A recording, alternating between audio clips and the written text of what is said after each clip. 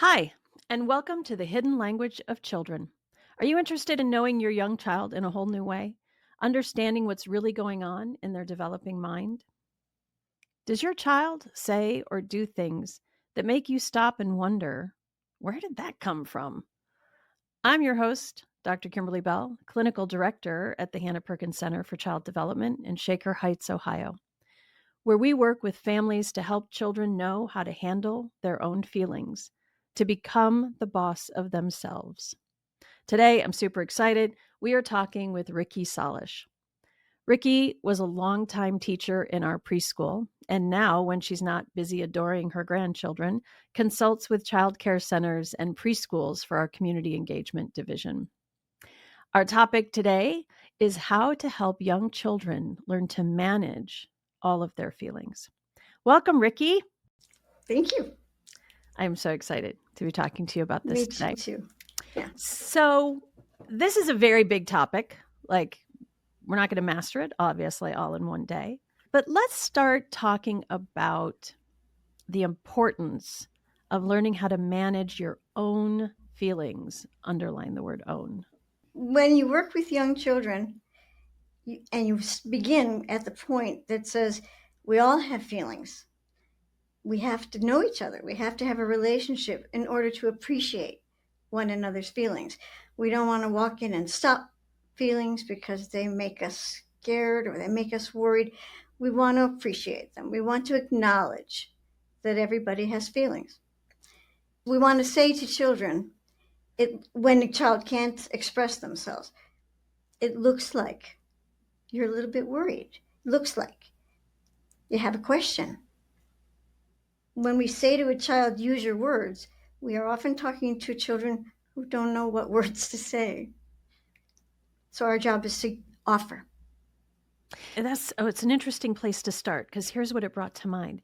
Adults can understand that they have big feelings sometimes, that they get angry, that I was just exhausted and I lost it and I was started yelling at my kids and I feel terrible about it. My life is stressful and overwhelming. And yet, when you see a child having difficult feelings, there is this instinct to stop it and almost to say, like, why are you having that feeling? Or to judge it or to want to fix, handle, and change it. And I think what you're saying is so important because you're saying that we have to start by respecting the fact that all the feelings are normal. All feelings are normal. We want to say to the child, and we want to help parents understand that when you give a child an opportunity to express feelings, especially in words, you're not giving them permission to boss you, the parent, around. And that is, I think, the confusion parents have. So he's mad. He still has to go. Yes, of course, he still has to go. But the moments you take saying, what a big feeling, that must be such a hard feeling to have, is the most helpful, thoughtful, sensitive thing to say to a child that really does still have to do what you just said. Don't do anything. Don't change anything. Just accept the child's having a feeling. That feels so easy. And I think sometimes is so hard for both parents and teachers, by the Yeah. way, Yeah. because there is this sense of my job is to manage my child's world, manage this child's world. And if they're having a feeling, especially a big feeling, Yeah. then I have somehow not done my job. Right. I'm not reflected well by a child that's overreacting or making this difficult. So you're not giving a child permission to say, I'm not going, I'm not doing this. You are giving them permission to have a worry about it. They Yeah. still have to go.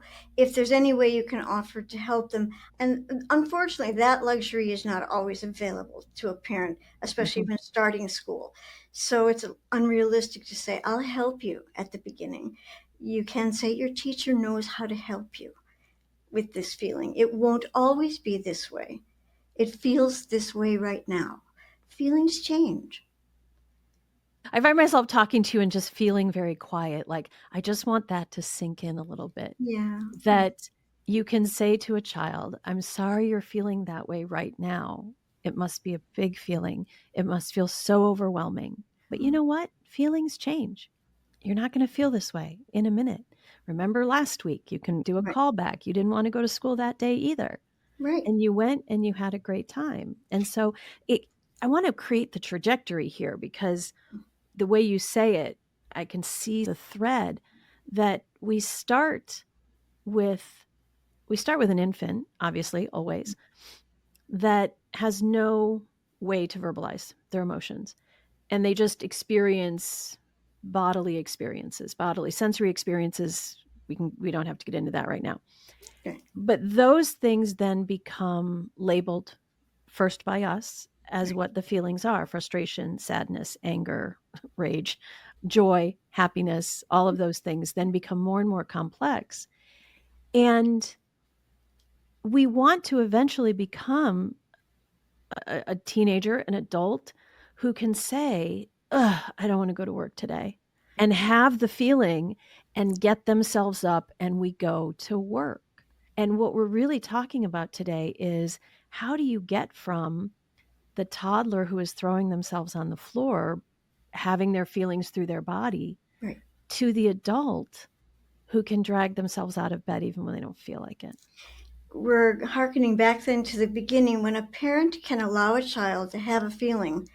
That parent is inadvertently showing that they can stand it, that their child is having a big feeling. And when a parent can model, I can stand it, the child is watching, internalizing, and observing that feelings can be tolerated. Not right away, it takes time.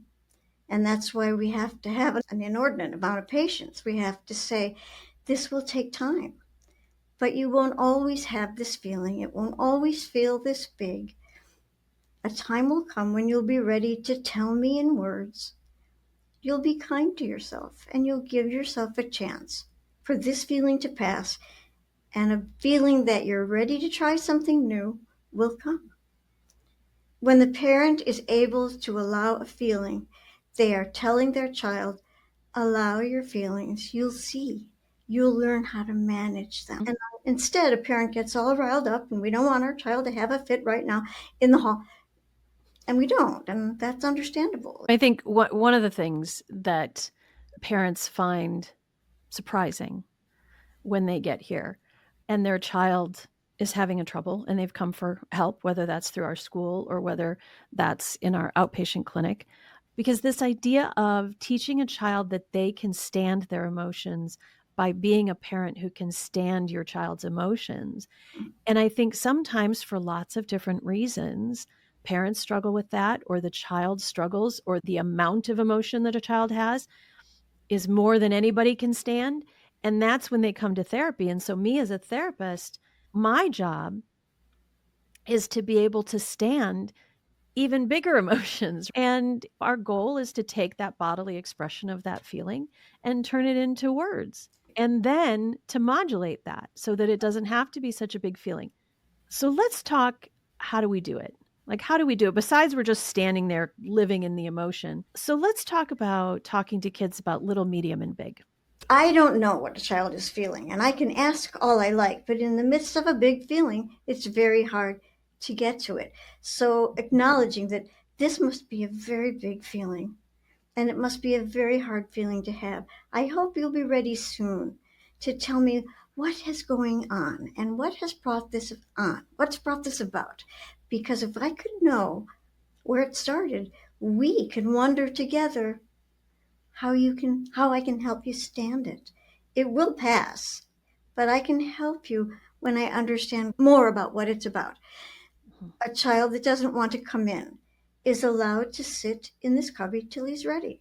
A child that did his work very well on Monday, but on Tuesday is just staring at the tray. And I say, it looks like today it's hard. Something's getting in the way. When you're ready, I hope you'll talk with me. I can only wonder, and we can wonder together. You might not know right now. It's okay.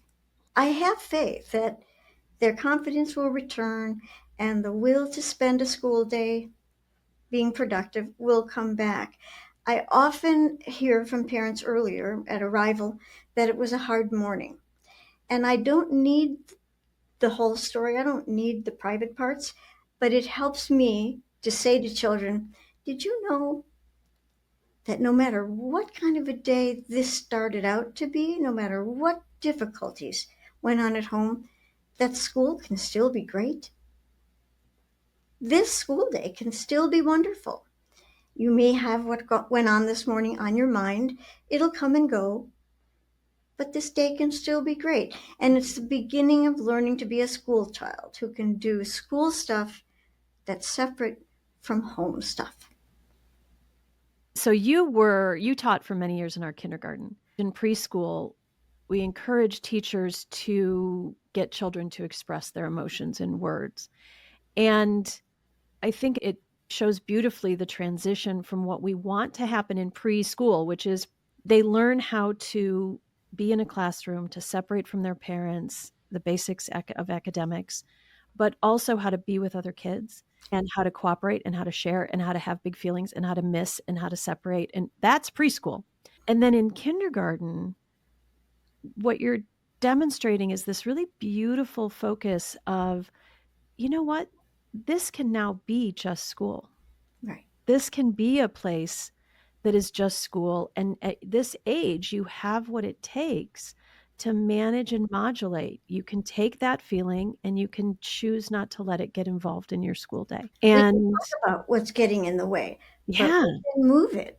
Sometimes when people move it. say, what good does talking about it do? Talking about it is doing something. That's why we talk. That's right. Toward the middle of kindergarten, I once had a student who said to me, you've always told us to talk about our feelings, but now it sounds like you're telling us to manage our feelings, that we don't have to talk. And I said, oh, that was a very sophisticated observation. Yes, the time comes when you can hear either my voice inside your mind tell you, remind you have a skill now that helps you manage a feeling without a big discussion. That is the progress we're looking for. And not everybody makes the same progress at the same time, but it's a reasonable expectation.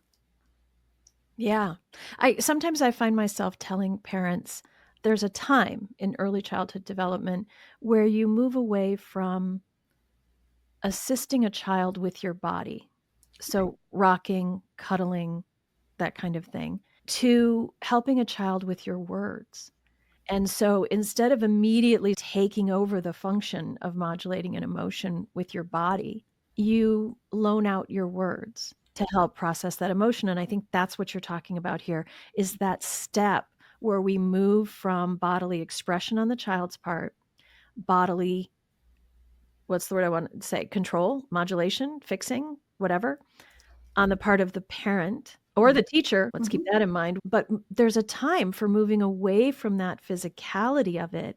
Right. And everybody moves into words, not just the child expressing their feelings through words, but the parent or the teacher or the provider of care using their words to help the child use their words. It goes from body to mind. That's what we always talk about, That's right. body to mind. Yeah.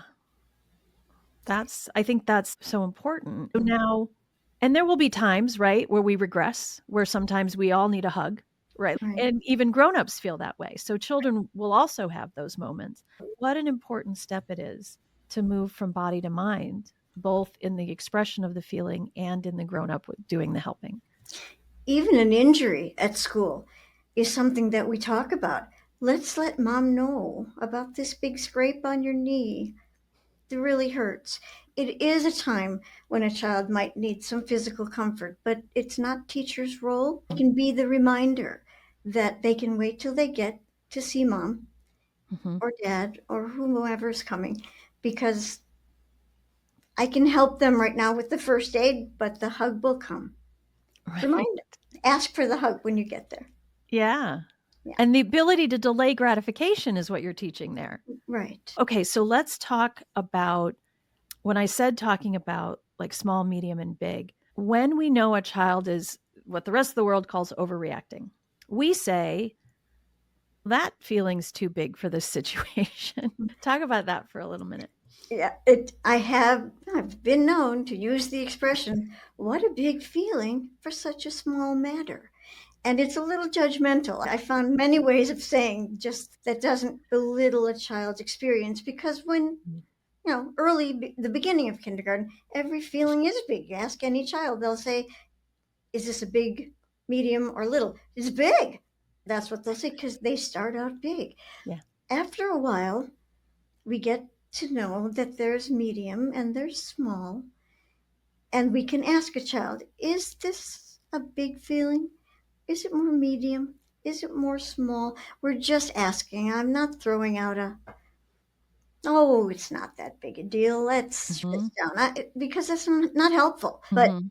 we are asking them to remember that we have spent some time learning to measure exactly what calls for big reactions and small ones. And then eventually, whatever the reaction is, it's managed on the inside. It doesn't have to get expressed with your body, and often it doesn't even need to be talked about. And then you can use that, parents and teachers alike can use that in moments of frustration. So you are, let's stick with kindergarten. So you are trying to follow a pattern to build a series of blocks. And I don't know, you've seen it wrong, the instructions are wrong, something happens, it falls over. That moment of, that can be little, medium, or big. In Right, our mind, that's little. right. What would you say to a child working through that moment where you can start, as the teacher, you can look at it and you can see, okay, this can become a big deal. Or maybe that child has a particular trouble with frustration tolerance. And so, what are the words that we wrap around that to help shrink the feeling? I'll walk over and say, oh, wow, this has fallen to the ground. What's the feeling? If they can't come up with the word, I might say, you look disappointed. You worked Mm-hmm. really hard on this, and now it's come apart. You're disappointed. And they might say, no, I'm mad. Right. I'm mad that this came apart. There's lots of reasons that it has turned into something so big, like you say. It's not really my work to find out what else could be going on, but I might wonder with the child, is it about the blocks or is it about something else? Because sometimes that's what's making it so big. They can think about it. It doesn't have to be something we work on therapeutically during school. It's not hard for a kindergarten student to work with that suggestion. I was working with a child at a kindergarten out of the country, and that particular kindergarten didn't have a lot of finances, didn't have a lot of resources. And this was a particularly intellectually gifted child. And he had drawn the most beautiful, it was a train. It was like Thomas the Train. It was like extraordinary for a 5-year-old, extraordinary. And I went over to do the you should be so proud of yourself thing. And he was sobbing. And I said, oh, what is this feeling? What's happening? You're crying. And he said, I wanted to draw an airplane. And what had happened on the inside with this child is that he had intended when he got the paper to draw the airplane, but when he got distracted a little bit and he drew a train instead of an airplane. And as an outsider, I was like, why is this such a big deal? Yeah. Yeah. And then I said, what can we do to make this a smaller problem? This seems to be a trouble. What can we do to make this a smaller trouble? And he was like, I don't know. And I said, would you like another piece of paper?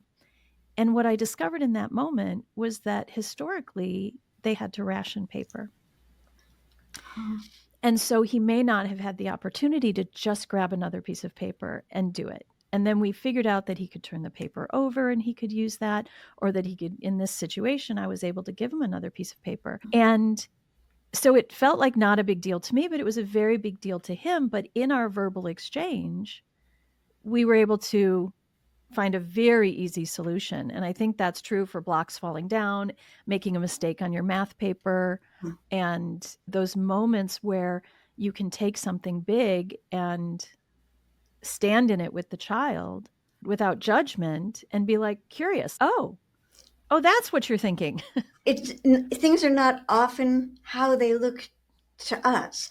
That what's going on for the child isn't just that his art production turned out to be something that now he's not going to be able to fix because there's no more paper, or the blocks have fallen and he's just really hard on himself about mistakes. And it's a time to say, can you find a way to be kinder to you? Yeah. Can you be kinder to yourself and say, I can try again? Or we're not there to fix it. We're there to help the child think in his mind, is it a big, medium, or small problem? And is there a way to feel better? But it's a question. It's not a demand. It's not an instruction, unless they really need a suggestion. And it's okay to be really mad that you worked this hard and it fell down. That is a disappointment. But Yeah. it could also mean a lot of other things. So we can't tell them how to feel. The whole reason why this is called The Hidden Language of Children, the podcast itself, is really for the things that you and I have been talking about. The things that I've always heard from parents is, I've never had anybody talk to my child the way you talk to my child. I've never had anyone talk to me about my child the way you talk to me about my child.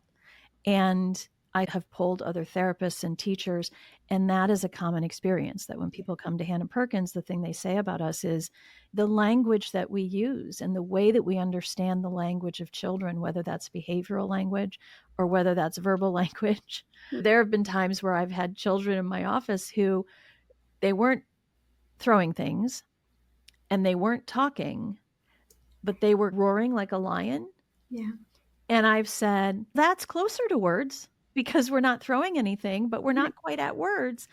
But I understand now that this is a feeling that you're having, and we can call it a lion feeling for now until we can figure out what the feeling word is for it. And we move through this progression of feeling full expression from body to mind.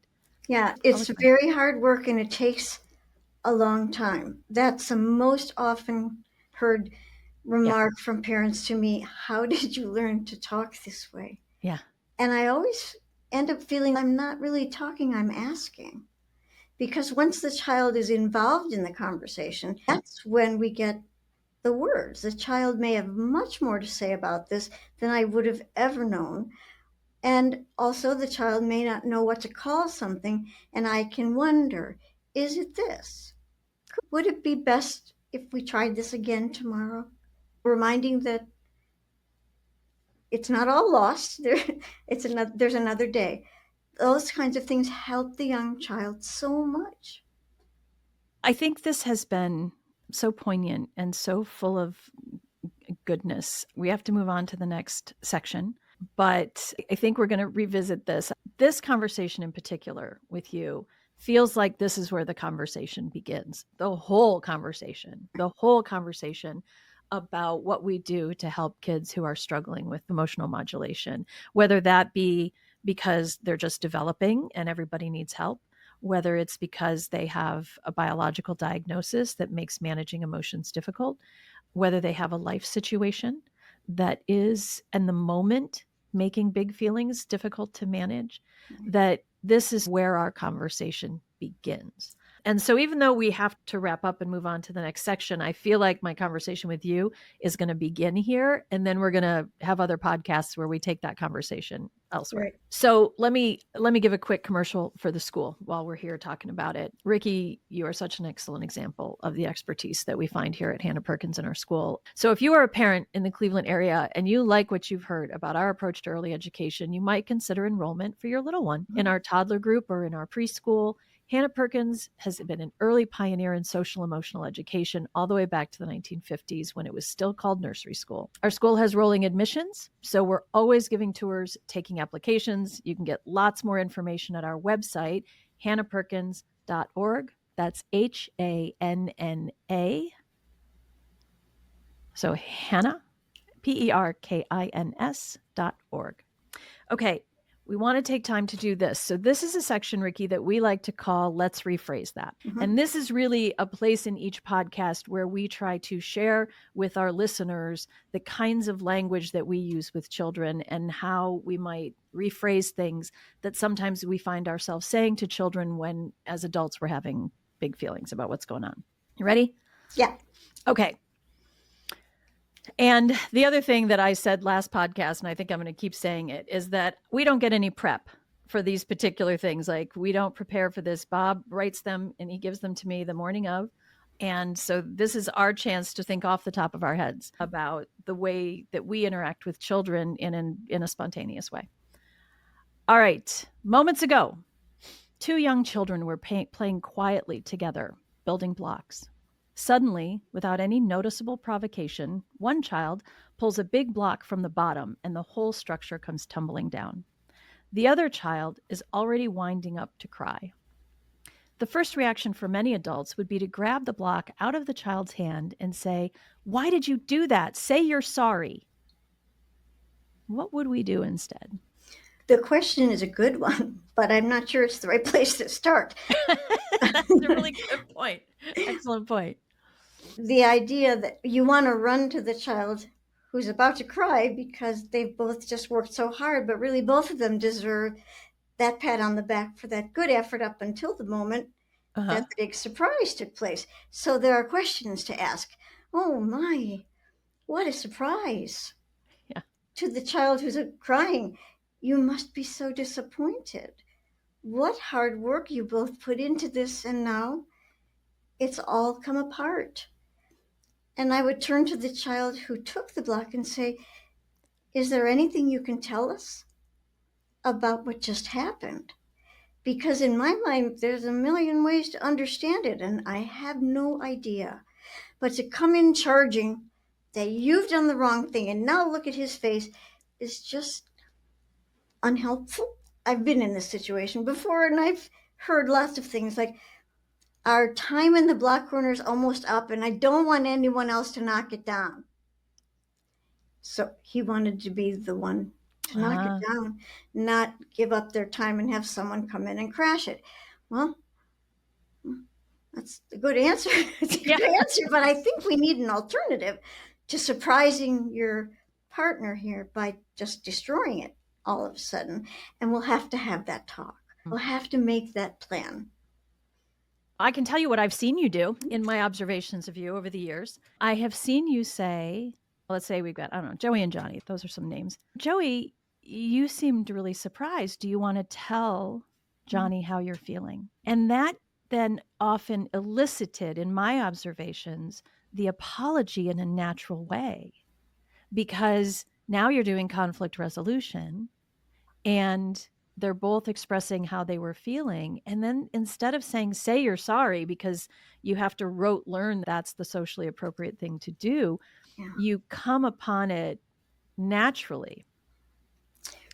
And by the way, the other beautiful thing that you just did was you managed two sets of feelings at once. That's like masterclass right there. Yeah, we can all have two feelings at one time. Even the child that destroyed it might have been feeling very good about it. And I wouldn't want to cast a judgment on that child. You can't feel very good about being so destructive. Look at your friend's face. This whole thing is, there's a lot to presume, but there's better things to talk about. And then it becomes a teachable moment instead of a moment of crime and punishment. Yeah, of ridicule. I don't think the child can learn anything, especially in that moment, by being ridiculed. I think the child pretty much knows. In the kindergarten, we talk a lot about what's going on inside and conscience development. We don't call it conscience. We talk about it as the inside helper, and we wonder what's the inside helper might be telling you right now. And a lot of kids, with the ones that feel really badly about making mistakes, just go, I don't have one of those. It's not talking to me. And we know that what's really happening is he's beating himself up for doing the wrong thing. So we want to help him grow that. It's a voice inside you, and it can be a helpful voice, not a difficult voice to stand. Yeah. I don't know if you'll remember this, but years and years ago, one of the kids who had some pretty big troubles with his feelings was in the kindergarten with you. And I think he was having a struggle, and I was on vacation and I was his therapist. He saw me like every day. And someone in the classroom said, what is your inside helper saying? And he said to you, I don't know. She's on vacation.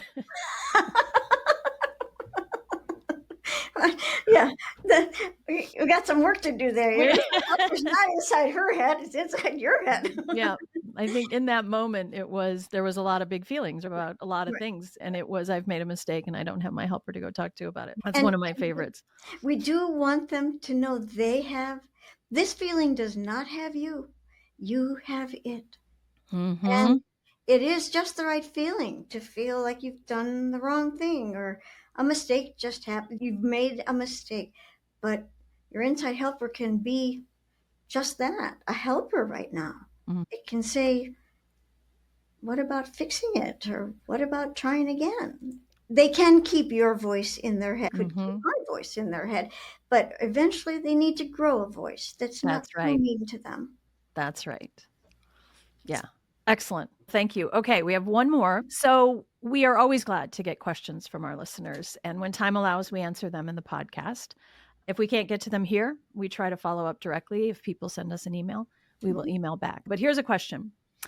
I am a divorced mother of 2 children, ages 5 and 8. I'm barely on speaking terms with their dad, but he's still a big part of our children's lives. I've started dating someone, and our relationship is getting serious. Both of my children have met him, but only superficially. It's time for me to tell them more, that he's more than just a friend, but I don't know where to start or what to say. Yeah. Yeah. This is a good question. What? It's just right to be wondering the right feeling. I think that just like any relationship that develops, it takes time.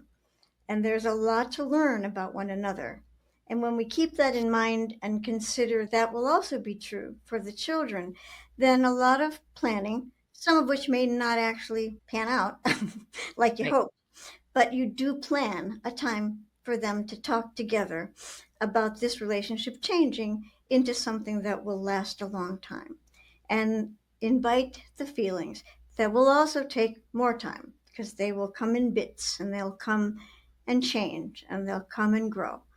So we take them and we have them just like the two adults had them and exchanged and discussed them. We'll allow the children to do the same. And we don't rush the relationship. We allow it to grow organically and naturally. A time will come that will be right for them to meet and talk about more serious things. It goes slow and And you don't want the new person to be trying to do this by buying gifts. Let's sort of state some of the obvious, right? That ours is about time spent, conversations had, recognitions of feelings, right. not about whether or not you take them to the amusement park or buy them things, or it's about taking an interest in listening and having conversations and having a developed feeling of being understood between people, and that will take time. It all takes time. It comes out Mhm. in very little bits. And I think you really know when you and another person, adult, have met and you're good for each other, you'll be able to handle the questions and feelings that the children will have. You'll do it naturally. You'll do it just like you would. Without defensiveness and being able to stand the child's feelings about it. Right. And knowing that feelings change. I think sometimes if the initial response is not a positive one, parents get scared. That's the permanent decision. And it's, Right. "Oh, let's all just remember what Ricky said, that feelings change. They I start, think they end, they come, they go." I think that it in a mature relationship that's healthy, how the children feel does matter. Yeah. And I like what you said in the very beginning. That's the exact right feeling to have right now with that. That worry is a perfectly acceptable worry to have right now. And I guess I want to take time right now very quickly to let people know that is one of the other things that we do at Hannah Perkins. We are here for you when you have moments like that and you need a little bit of coaching or help with negative feelings or whatever it might be that you're struggling with. A parent consultant at Hannah Perkins is that's the perfect time to let us know that you need some help. And you can do that simply by calling our offices at 216-991-4472. And you can see more about that also on our website, hannahperkins.org. Okay, that is our time for today, Ricky, which makes me very sad, but it is unfortunately the truth. If any of our listeners would like us to answer a question about their parenting concerns, they can send us an email at hiddenlanguageofchildren@gmail.com. You can also visit our website, hiddenlanguageofchildren.org. Thank you for joining us. We hope you enjoyed this conversation as much as I did and found it to be helpful when making parenting decisions for your child. The Hidden Language of Children podcast is a production of the nonprofit Hanna Perkins Center for Child Development in beautiful Shaker Heights, Ohio. Our audio video editor is Greg Romano. Bob Rosenbaum is the managing producer, and Dan Ratner is our consulting producer. If you like this podcast, please subscribe to hear future episodes and share it with friends and family and coworkers and everybody that you know. We welcome your comments and your questions. I'm Dr. Kimberly Bell, and we'll see you next time.